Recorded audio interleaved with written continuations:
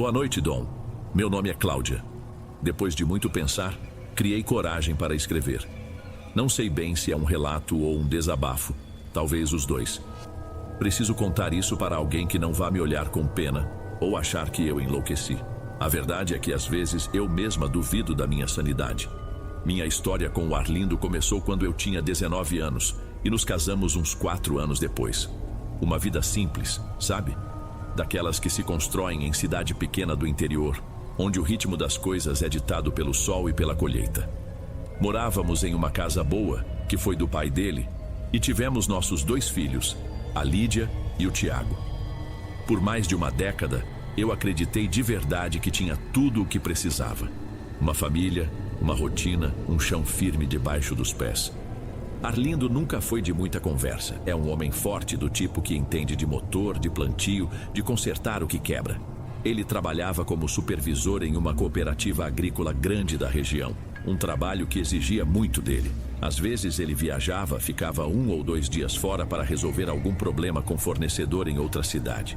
Era normal. Ele sempre voltava o mesmo, quieto, com o cheiro de poeira e cansaço. Mas as coisas mudam, e não é como um trovão que anuncia a tempestade. É mais como uma rachadura fina que aparece na parede e que, a princípio, você ignora. Começou com as roupas. Um dia ele apareceu com uma camisa de botão nova, um tecido bom. Elogiei, perguntei onde tinha comprado. Ele só deu de ombros, disse que um vendedor passou por lá e ele aproveitou a oferta. Estranho, porque Arlindo odiava gastar dinheiro com roupa. Uma semana depois, era outra. Depois, um par de sapatos que eu nunca tinha visto. Junto com as roupas veio um cheiro diferente. Ele passou a usar um perfume amadeirado que ficava na toalha, no travesseiro. E tomava banho 2 vezes por dia. Um de manhã, antes de sair, e outro assim que chegava, antes mesmo de dar um beijo nas crianças. Eu tentava não pensar muito nisso. Diziam que o novo gerente da cooperativa era exigente, pegava no pé de todo mundo. Talvez ele só estivesse tentando causar uma boa impressão, sei lá. Eu me agarrava a qualquer desculpa. O que mais me incomodava, no entanto, era o silêncio. O silêncio antigo do Arlindo era confortável. Era o jeito dele. Esse novo silêncio era pesado, cheio de coisas não ditas. Ele chegava, tomava o banho demorado, sentava na mesa para jantar e seus olhos pareciam atravessar a parede da cozinha. Estava ali, mas não estava. As saídas noturnas ficaram mais frequentes. Vou fechar uma carga que chegou atrasada, ele dizia. Preciso fazer um acerto com um pessoal. Eu só balançava a cabeça e dizia para ele tomar cuidado na estrada. O que mais eu poderia fazer? Eu não queria ser a esposa que faz escândalo, que fica controlando cada passo.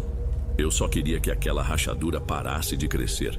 O meu limite chegou numa terça-feira. Arlindo chegou, já passava das 10 da noite com cheiro de bebida e um cansaço que não parecia de trabalho.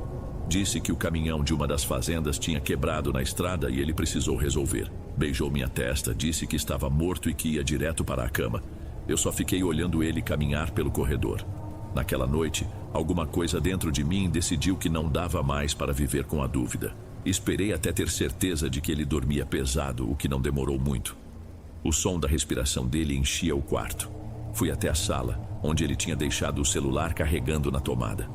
Meu coração pesava 1 tonelada no peito, Dom.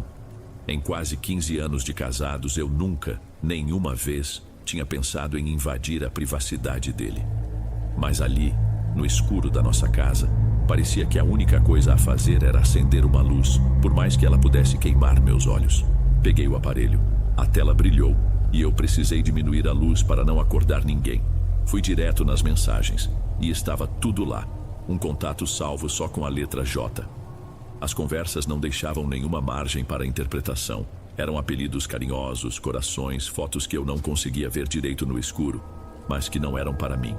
Frases inteiras que ele não me dizia há anos. Eu não senti raiva, não tive vontade de acordá-lo aos gritos, de quebrar o celular na parede.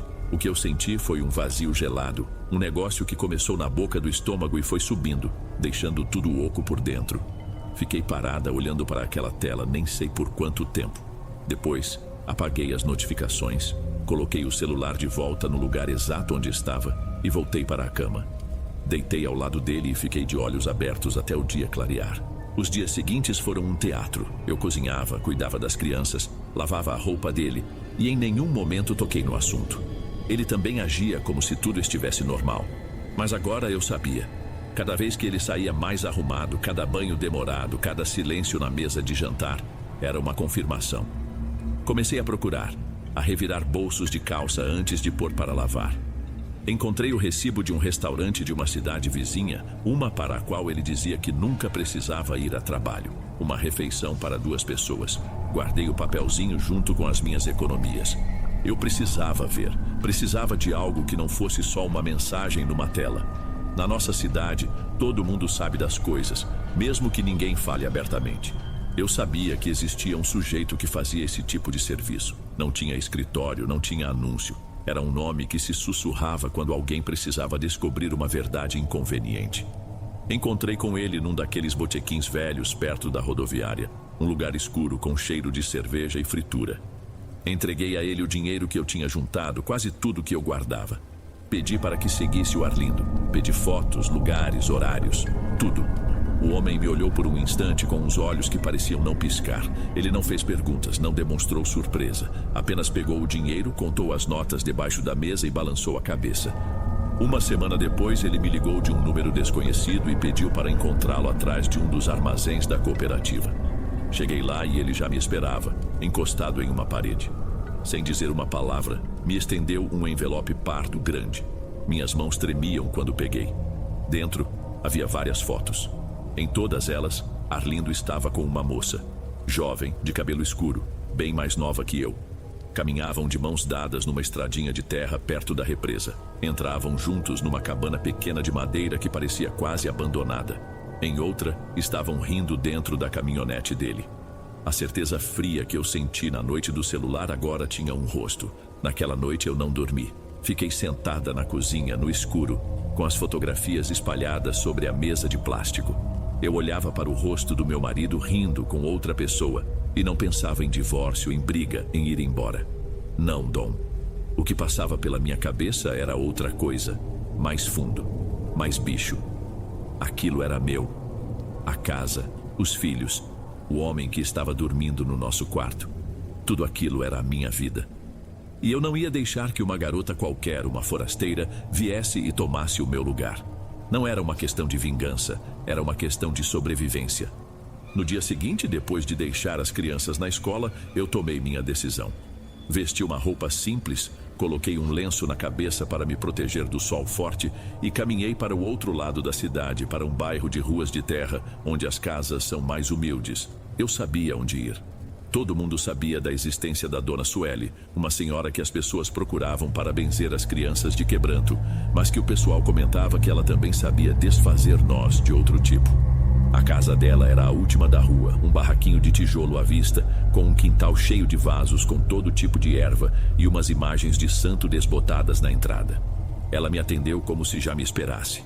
Era uma mulher bem idosa, de cabelo todo branco, preso numa trança fina e comprida, e uns olhos tão fundos que pareciam 2 buracos escuros. Ela não sorriu, apenas abriu caminho para que eu entrasse. Sentei numa cadeira de plástico, a única além da que ela usava. A sala era pequena, escura, e tinha um cheiro forte de folha seca e fumaça de vela. Sem rodeios, contei tudo. A mudança dele, as mensagens, as fotos. Ela escutou sem se mexer, sem piscar. Quando terminei, ficou um tempo em silêncio.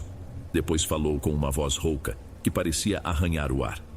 Para amarrar um homem de volta, primeiro é preciso desatar o nó que prende ele em outro lugar. Eu assenti sem entender direito. O que a senhora precisa? Perguntei. R$2.500 e uma peça de roupa dele, suada, uma que ele tenha usado há pouco tempo. Naquela mesma noite, quando Arlindo dormia, peguei uma camisa dele que estava no cesto de roupa suja. Era a que ele tinha usado para trabalhar o dia todo. Coloquei numa sacola e no dia seguinte voltei à casa da Dona Sueli. Entreguei a sacola e o dinheiro. Ela pegou, mas balançou a cabeça. Falta a outra ponta do nó. Preciso de algo que pertença à moça. Senti um frio na barriga. Eu disse que não tinha como conseguir aquilo. Ela me lançou aquele olhar fundo outra vez. Sem isso, o trabalho não se completa. O laço não se corta no ar, se corta na origem. Dê um jeito. Voltei a procurar o homem que tinha me vendido as fotos. Ofereci o resto das minhas economias. Pedi, implorei para que ele conseguisse qualquer coisa dela. Ele disse que seria difícil, arriscado. Eu falei que pagava o preço. 3 dias depois, ele me entregou uma caixinha de fósforos. Dentro, havia uma mecha de cabelo escuro, amarrada com uma linha vermelha, e um pedacinho de pano de vestido. Não perguntei como ele conseguiu aquilo, não queria saber. Levei a caixa para Dona Sueli. Ela pegou os objetos, levou para um canto da sala onde tinha um altar pequeno e bagunçado, cheio de fitas, velas e figuras estranhas. Acendeu uma vela preta e me disse para ir embora. O que foi feito aqui, morre aqui. Em 3 dias você me liga. Não fale disso com ninguém. Agora vá. Eu fui, e a única coisa que eu sentia era um medo misturado com uma pontada de esperança. Os 3 dias que se seguiram foram os mais longos da minha vida. Eu fingia normalidade na frente das crianças e do Arlindo, mas por dentro, cada minuto se arrastava. A cada toque do telefone, meu corpo todo se arrepiava. Em casa, a tensão era a mesma de sempre. Ele continuava chegando tarde, com o mesmo ar distante. Eu já estava começando a achar que tinha jogado meu dinheiro e minha alma no lixo. No final da tarde do 3º dia, eu não aguentei mais. Fui até o orelhão que ficava perto da padaria e liguei para o número que a Dona Sueli tinha me dado. Uma voz de jovem atendeu, acho que era neta dela. Pedi para falar com a Sueli. Esperei um tempo e ouvindo um rádio chiando do outro lado da linha, até que a voz rouca dela soou no meu ouvido. Alô, sou eu, a Cláudia. Falei com a voz baixa. Liguei para saber. Ela me cortou. O trabalho está feito. Apenas espere. O que foi amarrado não se desfaz. E desligou. Não me deu tempo de perguntar mais nada. Voltei para casa com aquela última frase ecoando na cabeça. Não se desfaz. Na hora, senti um alívio. Hoje, eu entendo que aquilo era um aviso. E ela estava certa. O efeito começou a aparecer uns 2 dias depois. Arlindo chegou em casa às 6 da tarde. Não disse nada de especial, mas a simples presença dele naquele horário já foi um choque. No dia seguinte, a mesma coisa. As saídas noturnas pararam completamente. Ele começou a ficar em casa, a sentar no sofá com as crianças para ver televisão, a me ajudar a pôr a mesa. No começo, Dom, eu senti uma alegria, uma sensação de vitória que me fez esquecer de tudo. Eu tinha conseguido. Eu tinha meu marido de volta. Eu olhava para ele sentado na poltrona dele e pensava, eu venci. Mas essa sensação durou pouco. Durou até eu começar a prestar atenção de verdade. Sim, o Arlindo estava ali. O corpo dele estava ali. Mas parecia que a pessoa que morava dentro tinha ido embora. Ele conversava mais comigo, mas as conversas eram estranhas. Eu falava sobre o meu dia, sobre as crianças, e ele só concordava com a cabeça com um é ou o sem nunca dar uma opinião, sem nunca fazer uma pergunta. A voz era a dele, mas parecia mecânica, como se ele estivesse lendo um roteiro. O olhar dele era a pior parte. Tinha se tornado um olhar vidrado que não focava em nada. Às vezes, eu estava falando com ele e percebia que ele não olhava para mim, mas para um ponto qualquer atrás do meu ombro. E ficava assim parado por segundos que pareciam minutos, até piscar de repente como se estivesse acordando de um transe. Uma noite preparei o bife que ele mais gostava. Ele sentou à mesa, olhou para o prato e ficou ali, com o garfo e a faca na mão, sem se mover. Não vai comer, Arlindo? Perguntei. Ele piscou, olhou para mim como se não me reconhecesse por um instante e depois para o prato. Vou comer. E começou a cortar a carne e a levar à boca, mas de um jeito lento, automático, sem parecer sentir o gosto de nada. As crianças também notaram. Tiago, o mais novo que vivia pendurado no pescoço dele, parou de procurá-lo para brincar. Um dia, Lídia pediu ajuda com uma lição de matemática. Arlindo pegou o caderno, ficou olhando para os números por um tempo enorme e depois devolveu para ela. Não sei fazer isso, filha, ele disse, e a voz dele era reta, sem nenhuma emoção. À noite na cama, era como se eu estivesse deitada ao lado de um estranho. Ele não me procurava, não me tocava. Quando eu o abraçava, seu corpo ficava rígido, sua respiração não mudava. Não era como antes, quando ele estava com raiva ou cansado. Era diferente. Era como abraçar algo oco. Eu consegui o que queria. Arlindo estava em casa todas as noites. Ele não falava mais com a outra. Eu tinha certeza. Ele estava ali, fisicamente, ocupando o lugar dele na mesa, na cama, na vida. Mas o homem com quem eu tinha me casado, aquele homem quieto mas presente, tinha desaparecido.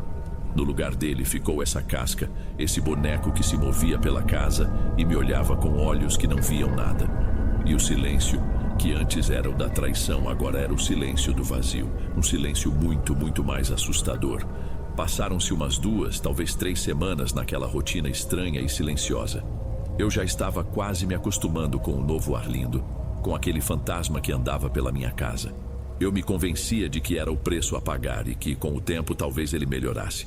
Uma parte de mim, a mais tola, ainda tinha esperança.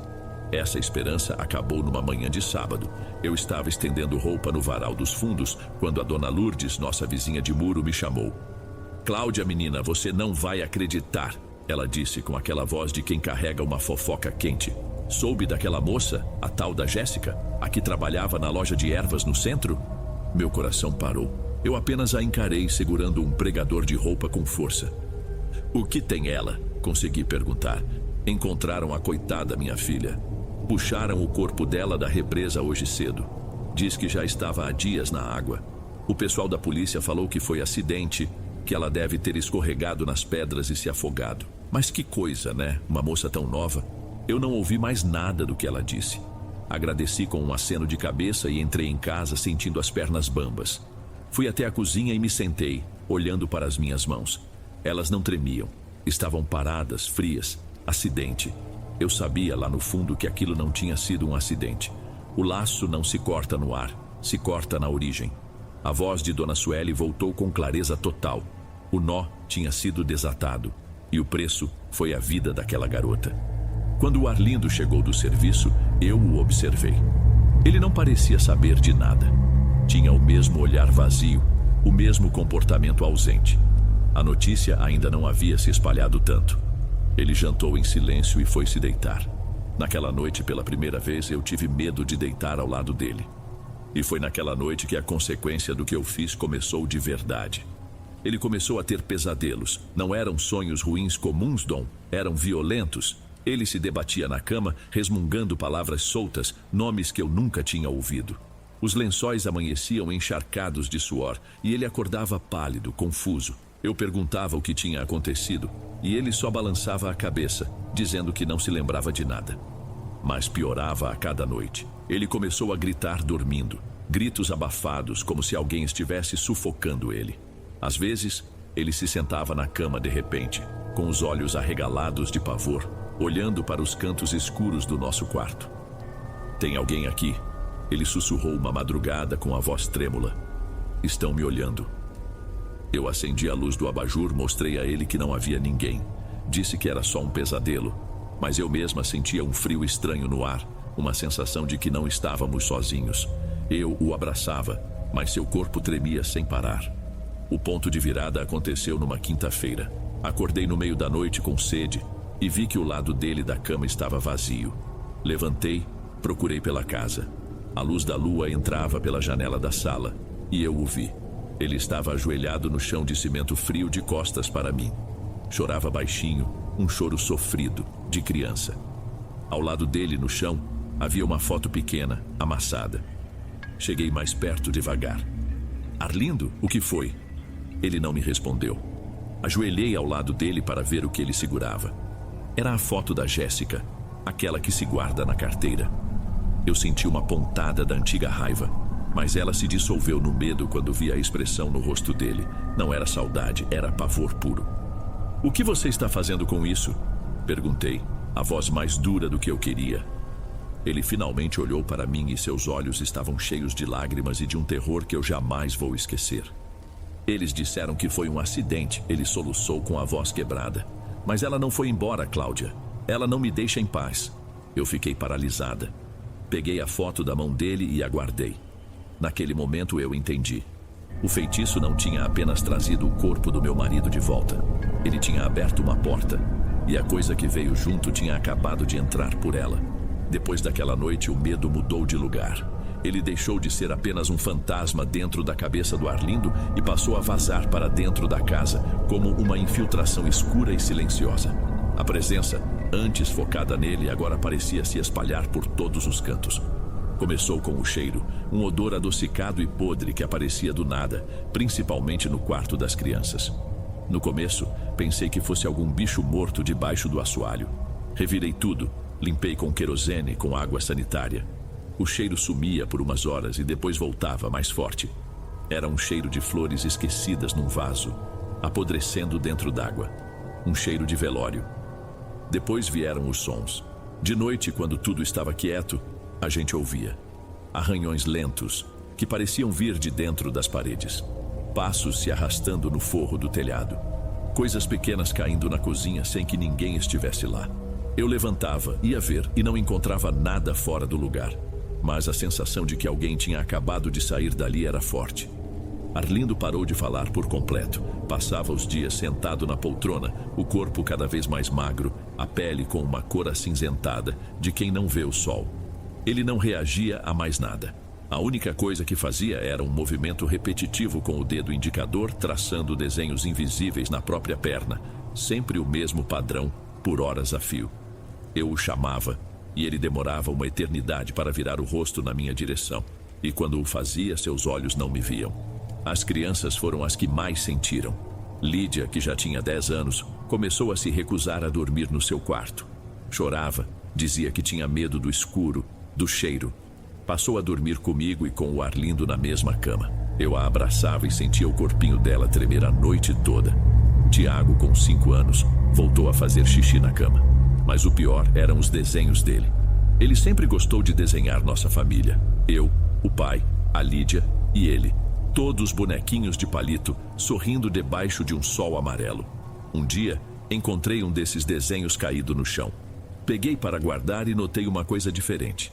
Havia 5 pessoas na folha. Atrás do boneco que representava o Arlindo, o Tiago tinha desenhado uma outra figura. Era só um rabisco preto, alto e torto, com braços compridos que se arrastavam no chão. Não tinha rosto nem pés, só aquela forma escura grudada nas costas do pai. Fiquei sem reação, Dom. Comecei a procurar outros desenhos dele. E em todos os mais recentes, a figura estava lá. Às vezes estava no canto do quarto, outras vezes na janela. Sempre alta, magra e sem rosto. Aquela era a sombra que tinha vindo morar na nossa casa. Tiago a via. Eu já não sabia o que fazer. Tentei benzer a casa com um terço, joguei sal grosso nos cantos, rezei tudo que minha mãe tinha me ensinado. Nada adiantava. As coisas só pioravam. Uma tarde, entrei em casa e todas as portas dos armários da cozinha estavam abertas. Outra vez a televisão ligou sozinha no meio da madrugada, num canal fora do ar, com aquele chiado que enche a casa toda. Nossos vizinhos se afastaram. Ninguém mais me chamava para conversar no portão. Se eu saía na rua, as pessoas desviavam o olhar. Nossa casa ficou marcada, uma ilha de silêncio e medo na vizinhança.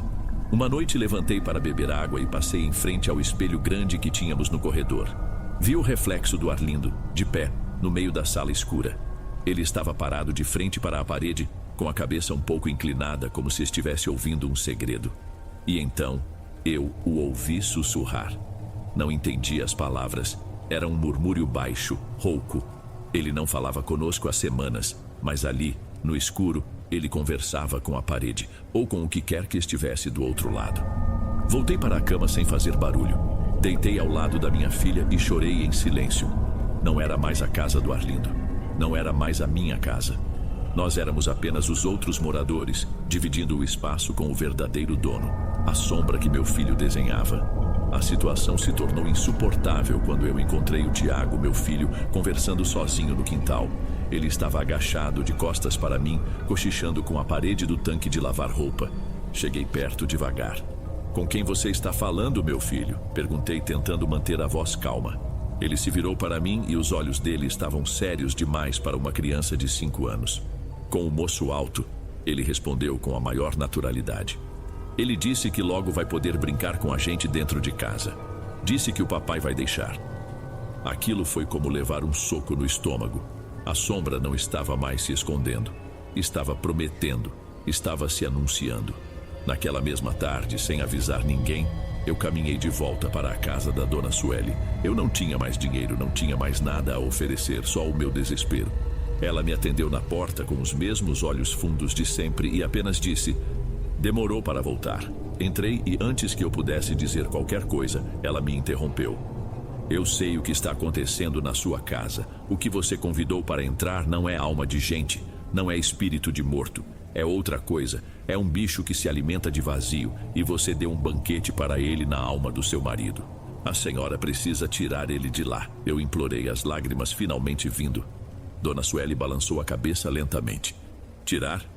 Minha filha, ninguém tira uma raiz que já se fincou na terra. Expulsar? Não dá mais. O corpo do seu homem virou o ninho. O que se pode tentar é trancar o ninho por fora. Trancar a casa toda.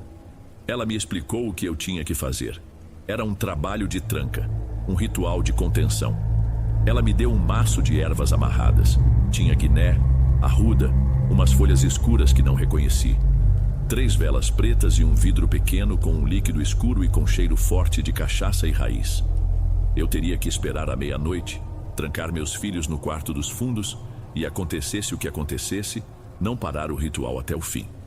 Naquela noite a casa parecia mais silenciosa do que nunca, um silêncio de dar medo, que vem antes de alguma coisa ruim acontecer.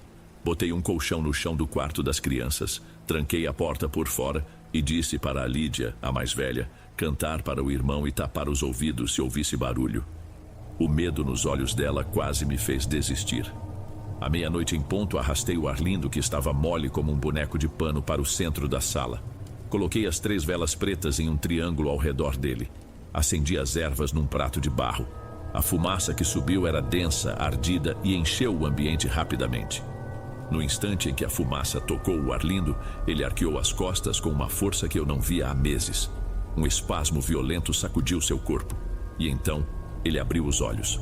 Mas não eram os olhos vazios de antes. Eram olhos que tinham uma coisa esperta e ruim dentro deles, uma coisa velha. A casa respondeu. A única lâmpada que ainda funcionava na sala explodiu, nos jogando na escuridão, iluminados apenas pelas velas. As portas dos quartos e dos banheiros bateram todas de uma vez, com um estrondo que fez as paredes tremerem. Um frio anormal tomou conta do lugar, se agarrando à minha pele como um pano encharcado.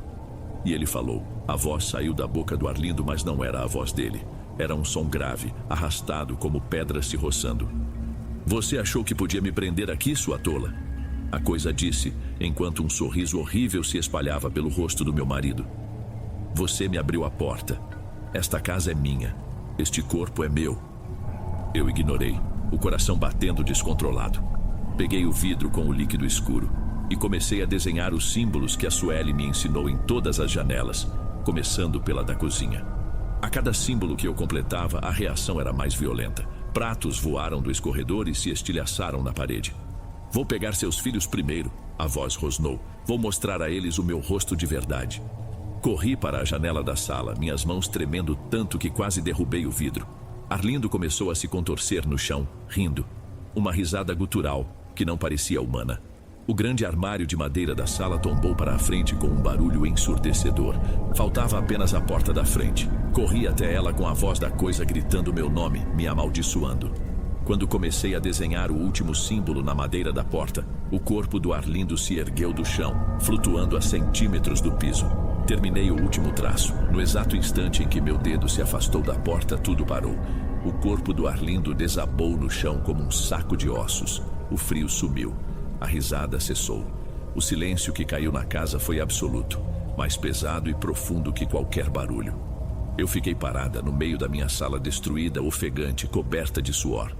Não havia mais nenhum som, a não ser a minha própria respiração e os soluços baixinhos que vinham do quarto das crianças. O dia seguinte amanheceu com um silêncio que pesava mais do que qualquer grito. A primeira coisa que fiz foi ir ao quarto das crianças. Lídia e Tiago estavam acordados, abraçados no colchão, com os olhos vermelhos de tanto chorar. Eu os abracei e disse que tudo tinha acabado, que o barulho não ia voltar. Eu menti, claro. O barulho de fora tinha acabado, mas o de dentro da minha cabeça estava apenas começando. Passei o dia limpando a bagunça, varri os cacos de vidro, levantei o armário tombado, esfreguei as marcas dos símbolos que desenhei nas janelas e na porta.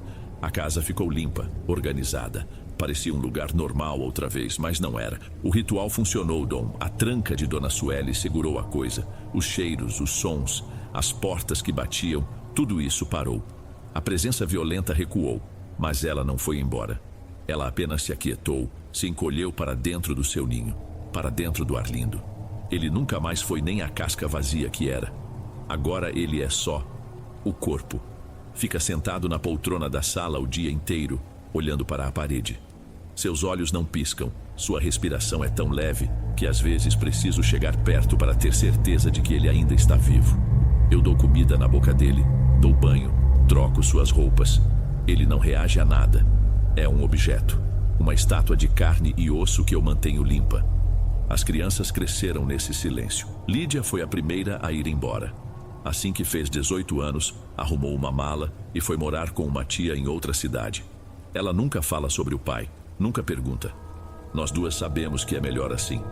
Tiago ficou até mais tarde, mas o peso daquela casa o consumiu. Tornou-se um rapaz quieto, assustado. Hoje ele mora longe, trabalha com eletrônica e liga de vez em quando para saber se eu estou bem. Ele nunca menciona o pai, nenhum deles o chama de pai, chamam de ele. Eu fiquei. Para onde eu iria? Esta casa é minha prisão, é o meu castigo. Às vezes, muito de noite, quando a casa está completamente escura, eu me sento na cadeira em frente à poltrona dele. E eu sinto a coisa lá dentro, atrás daqueles olhos abertos e cegos. Ela está quieta, contida, mas está viva, atenta, esperando. Ela não pode sair do corpo dele e não pode sair desta casa. A tranca funcionou. Eu queria meu marido de volta e de um jeito doentio, eu o tenho. Ele nunca mais me deixou. Está aqui, a menos de 3 metros de mim todos os dias. Eu fiz o pacto para não perdê-lo para outra mulher e acabei me tornando sua carcereira para o resto da vida. Eu tranquei a porta da jaula e agora passo meus dias garantindo que ela nunca se abra. E às vezes, na quietude da madrugada, eu juro que vejo seus olhos piscarem uma única vez, lentos, antes daquele vazio absoluto tomar conta de novo.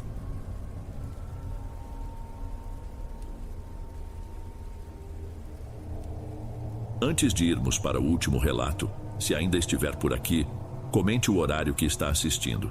Gosto de saber quem assiste os relatos até o final. Bem, vamos continuar.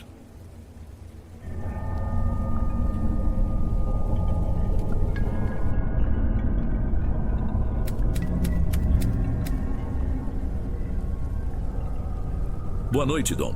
O que eu vou contar aconteceu há mais de 20 anos, mas até hoje pesa em mim de um jeito que não sei explicar. Eu nunca falei sobre todos os detalhes para ninguém, nem para minha esposa. Talvez colocar no papel, ou melhor, nesse e-mail, ajude a aliviar um pouco. Meu nome é André. Na época, eu era um rapaz de 16 anos, filho único, criado num pedacinho de terra que mal dava para chamar de sítio. Era uma vida simples, de acordar antes do sol e dormir logo que ele se punha. Meu pai, Tarcísio, era um homem bom. Bom até demais, se é que isso existe. Minha mãe, Rosana, era o coração da casa, sempre com um café coado na hora e um bolo de fubá esperando na mesa. A gente não tinha luxo, mas o feijão e o arroz nunca faltaram. O problema é que a bondade do meu pai era do tipo que as pessoas confundem com ingenuidade. Ele era um homem de palavra, daqueles que acreditam que um aperto de mão vale mais que qualquer documento assinado. E foi por aí que o nosso sossego começou a ir embora. Nosso vizinho de cerca era um sujeito chamado Valdemar. Ele tinha umas terras melhores que as nossas, mais gado, mais produção. Era um homem respeitado na região, tido como esperto, visionário. Ele comprava o nosso pouco leite e pagava na mão, o que pra gente era uma ajuda e tanto. Mas eu, com aquele olhar de adolescente que acha que sabe tudo, comecei a sentir um amargo na boca toda vez que ele aparecia por lá. Seu Valdemar propunha uns negócios para o meu pai que no papel pareciam justos. Uma troca de bezerro aqui, um adiantamento ali. Mas no fim das contas, a gente sempre saía perdendo. E então, o gado começou a sumir. Primeiro uma vaca, que meu pai jurou que tinha se embrenhado no mato. Depois outra, e mais outra. Em menos de um ano foram 5. Não era normal. Uma ou outra se perder, tudo bem, acontece. Mas 5 sem deixar rastro, como se a terra engolisse. Aquilo me tirava o sono. A gota d'água foi numa tarde em que eu fui campear uma res que tinha se desgarrado. Andei até a divisa com as terras do seu Valdemar e vi o rebanho dele pastando. No meio delas, eu juro, Dom, juro que vi 2 das nossas vacas. Eu conhecia cada mancha, cada jeito de andar dos nossos bichos.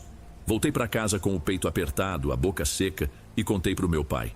Ele me ouviu calado, sem tirar os olhos da xícara de café. Quando terminei, ele só balançou a cabeça devagar. André, meu filho, vaca é tudo parecida. A gente não pode levantar falso de um vizinho. Seu Valdemar até ajuda a gente.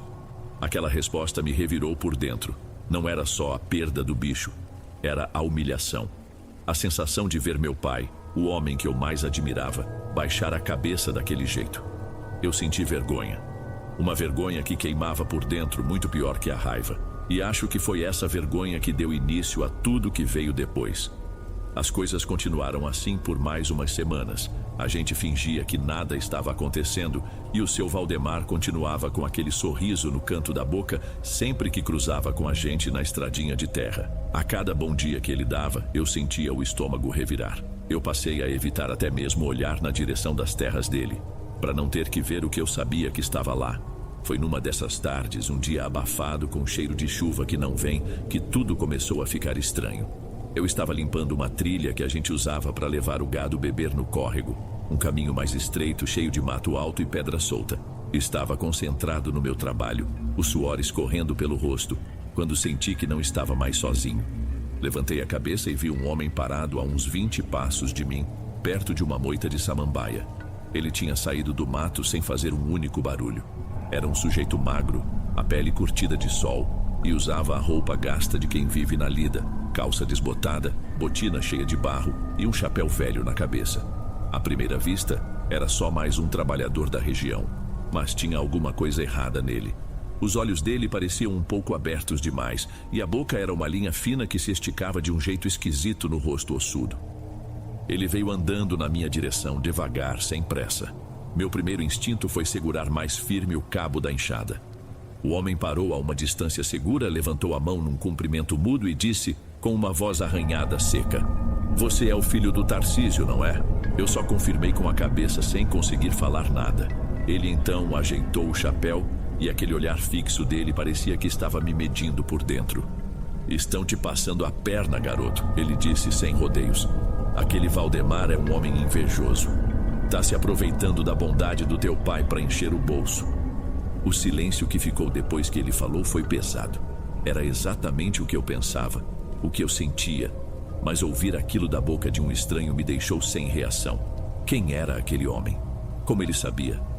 "Ele leva o gado bom e deixa o refúgio para vocês." O homem continuou, a voz agora com um tom de desprezo. "E seu pai? Seu pai só sabe rezar e esperar que o mundo seja justo." "Mas o mundo não é justo, moleque. O mundo é dos espertos." Ele deu um passo na minha direção e eu recuei instintivamente. Um sorriso torto que não chegava nos olhos apareceu no rosto dele.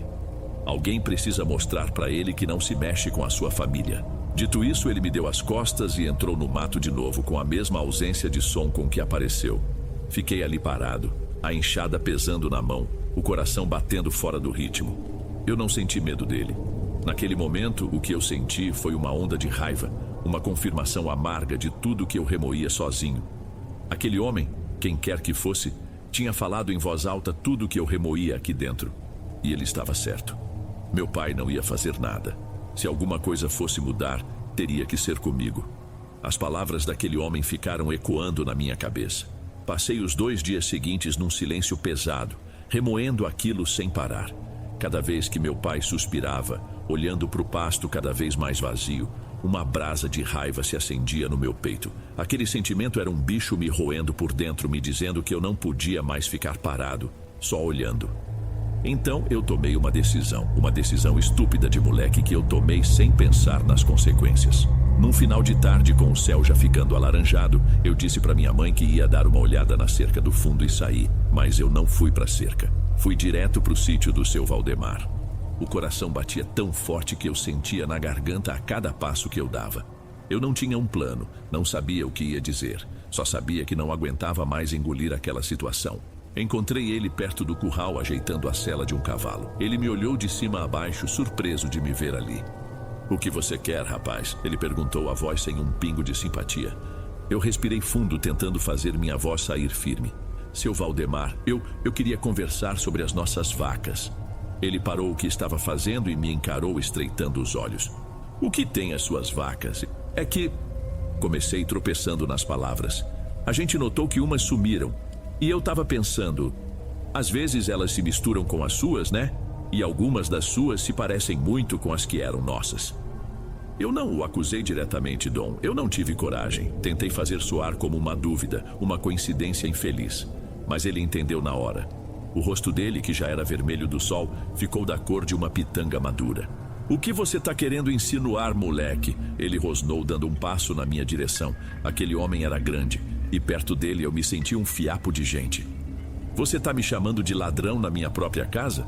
Não, senhor, não é isso, eu só... Calhe a boca! Ele gritou e a voz dele estalou no ar.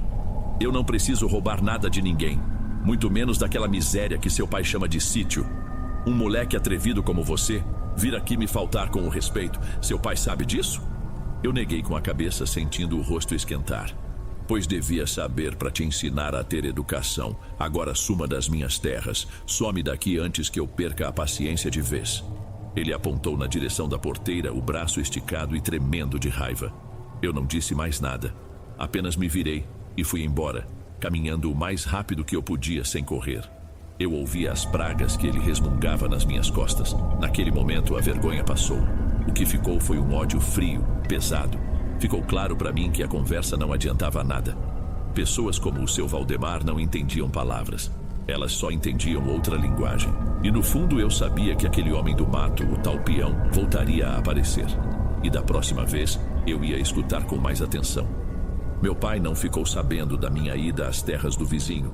Eu não contei. E o Valdemar, pelo jeito, também preferiu não levar a história adiante. Mas o resultado foi imediato. Na semana seguinte, ele mandou um recado por um terceiro dizendo que não ia mais comprar nosso leite. Aquilo foi um baque. Era pouco dinheiro, mas era o único dinheiro certo que entrava. A gente sentiu o aperto na mesma hora. Minha mãe precisou começar a fazer queijo para tentar vender na feira, um trabalho que acabava com ela.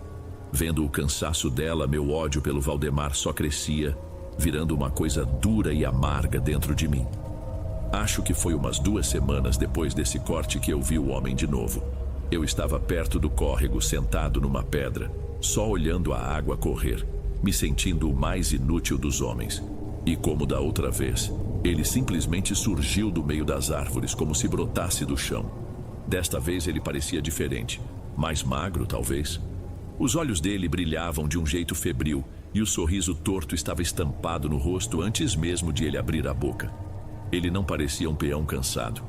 Parecia um bicho faminto e por um segundo, sob a luz fraca, a sombra de seu chapéu pareceu se torcer em algo diferente. Ele se aproximou e parou na minha frente, perto o suficiente para eu sentir um cheiro estranho vindo dele, um cheiro de poeira e de coisa guardada, mofada.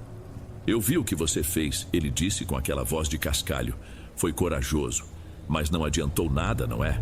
Gente feito aquele ali não entende com conversa. Gente feito ele só aprende pela dor. Eu continuei em silêncio, o coração batendo forte no peito. Eu posso te ajudar. Ele se inclinou um pouco, falando quase num sussurro. Posso fazer ele pagar. Por cada animal roubado, por cada gota de suor da sua mãe. Posso fazer a vida dele virar um inferno. Você não precisa sujar suas mãos, não precisa fazer nada. Ele fez uma pausa e os olhos dele me encaravam de um jeito que parecia que ele via dentro da minha cabeça. É só querer de verdade, lá no fundo, é só desejar que aconteça. Eu fiquei ali paralisado. Uma parte de mim queria gritar, mandar ele embora, sair correndo. Mas outra parte, a parte que estava envenenada pela vergonha e pelo ódio, ficou quieta. Eu não disse sim, Dom, mas eu também não disse não. Eu só fiquei olhando para ele, e no meu silêncio, eu desejei. Naquele instante, o ar ficou gelado de repente, e o cheiro de mofo e poeira se tornou mais presente, quase palpável. Com toda a força que eu tinha, eu desejei que o Valdemar sentisse na pele tudo que a gente estava sentindo. O homem sorriu, um sorriso largo e medonho que mostrava os dentes amarelados. Pois então tá combinado, ele disse, e se virou sumindo no mato tão rápido que eu nem vi para onde foi. Uma semana depois começaram os boatos. Um rapaz que trabalhava numa fazenda vizinha contou pro meu pai que o gado do seu Valdemar tinha pegado uma doença esquisita. As vacas estavam fracas, tristes, e o leite saía ralo, às vezes com umas rajas escuras. O veterinário foi lá e não achou explicação. No começo eu tentei me convencer de que era uma coincidência. Mas aí uma coisa estranha aconteceu. Nossas poucas vacas, que andavam meio jururus por causa do pasto fraco, de repente pareceram mais vivas. O pelo ficou brilhoso, elas começaram a comer com mais vontade. E o balde de leite, que andava vindo pela metade, voltou a encher. Foi uma melhora pequena, quase imperceptível. Mas eu notei. Meu pai achou que era o tempo que tinha melhorado. Minha mãe agradeceu a Deus, mas eu sabia, no fundo da minha alma, eu sabia que aquela saúde não era nossa. Tinha sido tirada de outro lugar. E o medo que eu senti foi tão grande quanto a satisfação sombria que veio junto com ele. As coisas no sítio do seu Valdemar foram de mal a pior. A tal doença no gado se espalhou rápido. Depois, ficamos sabendo pelo disse-me-disse na venda que a esposa dele tinha sofrido um acidente feio, uma queda no curral que a deixou de cama. Cada notícia ruim que chegava era um arrepio na minha nuca e, ao mesmo tempo, uma pontada de culpa que me fazia sentir sujo. Porque enquanto a desgraça se instalava do lado de lá da cerca, a nossa vida parecia que tinha engrenado. O leite continuava bom, conseguimos vender o queijo na feira por um preço justo, e até uma das nossas vacas que estava prenha há tempos e que a gente achava que não ia vingar, pariu um bezerro forte e saudável. Meu pai andava sorrindo aliviado, minha mãe vivia agradecendo aos céus e eu vivia com medo. Comecei a sentir que estávamos sendo vigiados. Era uma sensação constante, um peso no ar, principalmente quando o sol começava a baixar. Eu via movimentos no canto do olho, vultos que sumiam quando eu me virava. No começo eu dizia a mim mesmo que era cansaço, que era minha cabeça me pregando peças, mas a sensação só piorava. Até que uma noite eu vi. Eu tinha ido prender umas galinhas que teimavam em dormir fora do galinheiro. Já era quase escuro, aquela hora em que o céu fica de um azul profundo e as sombras se esticam e enganam a gente. Quando estava voltando para casa, olhei na direção da mata que ficava nos fundos do terreno. Parada entre duas árvores, recortada contra a última luz do dia, havia uma figura. E não era o peão. Era alta, mas andava meio curvada para a frente como um bicho farejando o chão. O corpo era fino, esguio, e se movia com uns arranques pequenos e nervosos. Por um instante, pensei que fosse um animal grande, talvez um tamanduá, mas aí a coisa levantou a cabeça, e eu vi. Na silhueta escura, eu vi o contorno de dois chifres curtos, retorcidos, que pareciam galhos secos brotando do crânio. Eu congelei, fiquei paralisado, olhando aquela aparição sem conseguir respirar. A criatura pareceu sentir meu olhar, ela se virou na minha direção. Não consegui ver o rosto na escuridão, mas senti os olhos dela em mim. E então, ela começou a se mover na minha direção. Não correndo, mas com um trote rápido e desengonçado, os braços longos balançando de um jeito que não era humano. Aquele foi o gatilho. O medo quebrou a paralisia e eu disparei. Corri como nunca tinha corrido na vida. Não ousei olhar para trás. Eu só ouvia o som dos meus próprios pés esmagando o capim seco e o barulho do meu fôlego que mal conseguia puxar. Eu sentia a presença dela nas minhas costas, a poucos metros, um vulto de escuridão me perseguindo. Eu tropeçava, levantava, continuava correndo em direção à luz amarela da janela da cozinha, que era meu único ponto de segurança. Os pulmões ardiam, as pernas doíam. Cheguei em casa de uma vez batendo a porta com tanta força que a casa inteira tremeu. Minha mãe deu um pulo da cadeira, assustada. "O que foi, menino? Parece que viu assombração", ela disse com a mão no peito. Eu estava curvado, as mãos nos joelhos, tentando puxar o ar que não vinha. Não consegui responder. Apenas balancei a cabeça dizendo que não era nada, que só tinha tropeçado e me assustado com um bicho qualquer. Mas eu sabia que não era um bicho qualquer. Aquela coisa não estava mais só no sítio do vizinho. Ela tinha atravessado a cerca. Ela estava ali por mim. E eu não tinha para onde fugir. Depois daquela noite, o sossego acabou de vez. Eu vivia num estado de alerta constante, pulando com qualquer barulho. O sítio, que sempre foi meu lar, virou um lugar cheio de cantos escuros e sombras ameaçadoras. Durante o dia, eu até conseguia me distrair com o trabalho pesado, mas era só à noite começar a cair que o pavor voltava, se instalando no meu estômago. Eu parei de andar sozinho depois que o sol se punha. Qualquer serviço que precisasse ser feito longe de casa, eu inventava uma desculpa para deixar para o dia seguinte. Mas não adiantava. A coisa não precisava mais estar do lado de fora. Ela tinha achado um jeito de entrar na minha cabeça. Começou com os sonhos. Eram sonhos tão reais, Dom, que doía acordar. Neles, nosso sítio era outro. A casa era pintada com varanda e tudo. Minha mãe cozinhava num fogão novo, desses com forno de vidro, e tinha uma geladeira grande e branca, que ela sempre quis. Meu pai não dirigia mais o nosso carrinho velho. Ele manobrava uma caminhonete zerada, daquelas que a gente só via passar na estrada. O curral estava cheio de gado forte, e a gente vendia leite e queijo para um monte de gente. Não dependia mais de ninguém.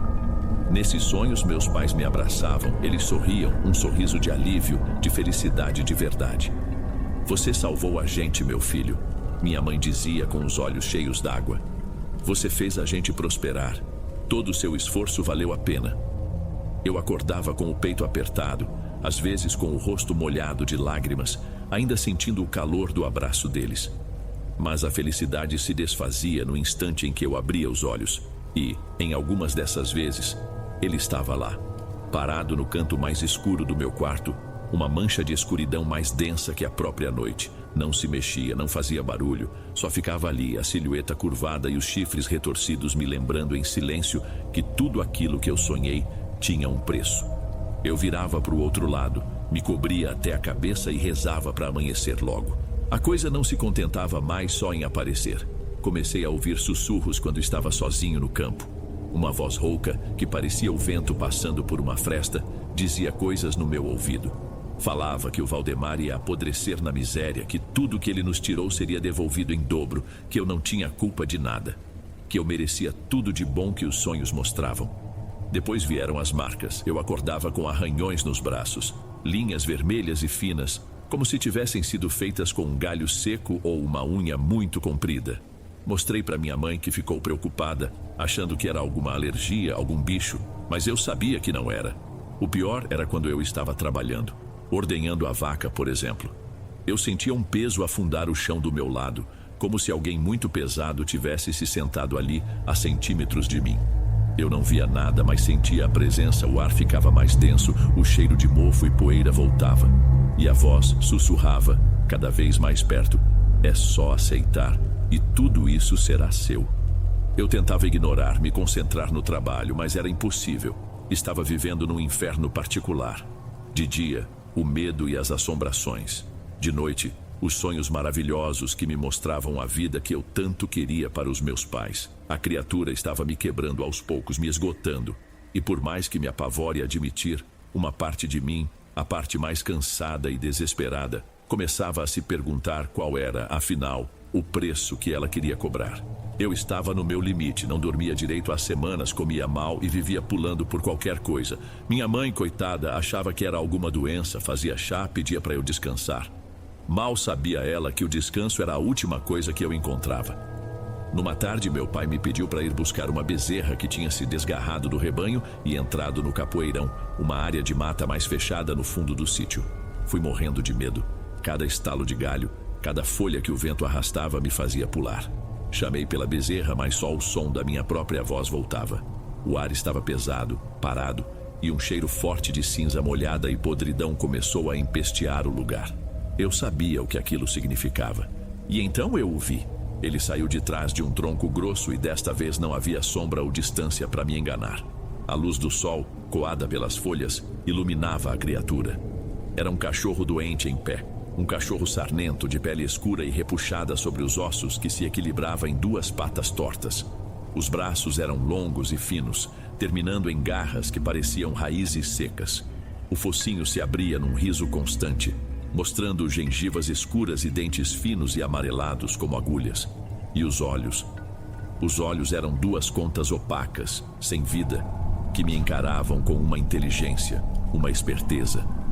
Eu não conseguia me mexer, era como se minhas pernas não fossem mais minhas. O ar ficou preso na minha garganta. A criatura deu um passo na minha direção, depois outro com aquele andar quebrado. E então ela disparou. Foi rápido demais. Antes que eu pudesse pensar em correr, aquele corpo ossudo e fétido se chocou contra o meu. O impacto me jogou no chão com força, tirando todo o meu ar. O peso dele sobre o meu peito era esmagador. Seu rosto se aproximou do meu. O hálito que saiu daquela boca era um vapor quente, com cheiro de carne estragada. Eu virei o rosto, segurando o vômito. E ele falou. Não era mais um sussurro, era uma voz gutural, um rosnado que se arrastava entre uma risada medonha. Chegou a hora de pagar pela ajuda, garoto. Senti as garras dele apertando meus ombros, fincando na minha pele. As lágrimas escorriam pelo meu rosto, silenciosas, de puro pavor. Eu quero a sua mãe. A criatura rosnou, e o som parecia vir de dentro do meu próprio peito. A raiz, a matriarca. Aquelas palavras me atingiram com mais força que o corpo dele. Olhei de volta para aqueles olhos mortos, sem entender. Ela já tá velha, cansada. A criatura continuou, o riso borbulhando na garganta. A força dela já se foi. A fé dela não serve mais para nada. Ela só atrasa vocês. Me entregue ela. Me dê a matriarca. Ele aproximou ainda mais o focinho, a ponta do nariz gelada tocando minha bochecha. Você, como filho, pode fazer isso. É seu direito. Me ofereça ela, e a linhagem de vocês muda. Eu te faço o novo pilar. Forte, respeitado, rico. Ninguém nunca mais vai rir de você. Nunca mais vão pisar no seu pai. Seu nome será conhecido. É uma troca justa. Uma vida gasta por uma vida inteira de glória. Naquele momento, Dom, o medo do bicho sumiu. O que ficou foi o horror da proposta. A imagem da minha mãe, do seu rosto cansado, mas sempre sorrindo para mim, invadiu minha mente. E um soluço de desespero escapou do meu peito. Com a pouca força que me restava, eu fechei os olhos e comecei a rezar. Em silêncio, só na minha cabeça. Rezei a Ave Maria, a oração que minha mãe me ensinou quando eu era criança, a única que me veio à mente. Rezei com desespero, me agarrando a cada palavra como um náufrago. Então algo mudou. O peso sobre mim pareceu hesitar. A criatura soltou um som agudo, um ganido de dor e raiva. Senti um frio repentino e o peso sumiu. Abri os olhos tremendo. Não havia nada ali. Apenas um monte de folhas esmagadas e um cheiro azedo no ar. Fiquei deitado no chão por não sei quanto tempo, olhando para as copas das árvores, o corpo todo dolorido, a alma em pedaços. Eu tinha dito não, e eu sabia que a cobrança por essa recusa não ia demorar a chegar. A retaliação não demorou, e ela foi mais cruel do que se tivesse sido contra mim. 3 dias depois do ataque no mato, meu pai chegou em casa se arrastando, o rosto pálido e suando frio. Ele segurava o braço que tinha 2 marcas feias, arroxeadas. Disse que uma jararaca o tinha picado perto do rio. Minha mãe entrou em desespero.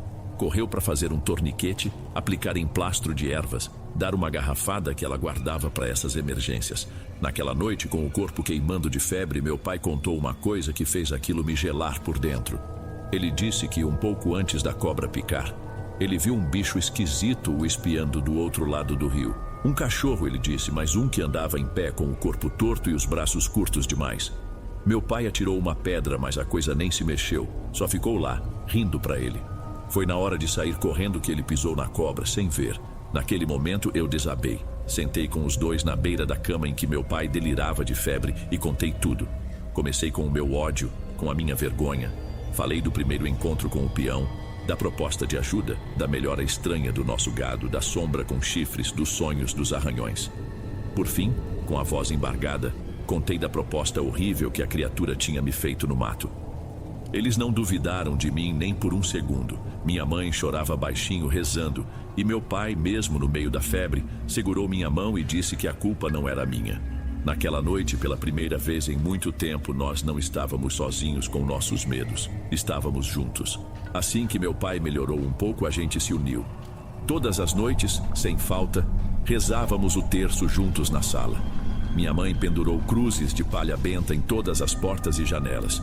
O medo ainda estava lá, do lado de fora, mas dentro de casa a gente tinha uma trégua. Os anos que se seguiram foram de luta. Com meu pai ainda se recuperando, eu tive que assumir a frente do sítio. Aprendi a negociar, a ser firme sem ser desonesto. Aprendi a não baixar a cabeça para ninguém. Trabalhei de sol a sol com a imagem daquele bicho sempre na minha nuca, me empurrando para frente. E devagar, muito devagar, a gente começou a sair do buraco, com o nosso próprio suor. Hoje, Dom, a minha vida é outra. Sou casado, tenho 2 filhos pequenos que correm por esse mesmo sítio. Meu pai e minha mãe estão velhinhos, mas com saúde, e enchem meus filhos de mimos. Eu consegui dar a eles a vida que aquela criatura me mostrou nos sonhos. A casa é boa, a caminhonete está na garagem, o gado é forte. Eu venci. Mas tem um porém. Eu nunca mais vi o bicho, nunca mais sonhei com ele. Mas eu sinto. Às vezes, quando estou no campo e o sol começa a se pôr, Sinto aquele mesmo ar pesado, aquele silêncio que grita. Quando meus filhos correm em direção à mata, brincando, algo dentro de mim se aperta de um jeito que dói fisicamente. Eu sei que aquela coisa não foi embora, ela está por aí, esperando. Talvez ela ache que no fim das contas o pacto foi selado. Eu recusei a troca, mas o meu desejo de ver minha família bem, o ódio que eu senti, talvez só isso já tenha sido alimento suficiente. Talvez toda a minha vida boa de hoje seja só a criatura me deixando engordar para cobrar o prato principal mais tarde. Escrevo para você porque não aguento mais guardar isso. Porque eu olho para os meus filhos, para minha esposa, para os meus pais idosos e morro de medo. Medo de que a porta que eu abri com o meu ódio há mais de 20 anos nunca tenha se fechado de verdade.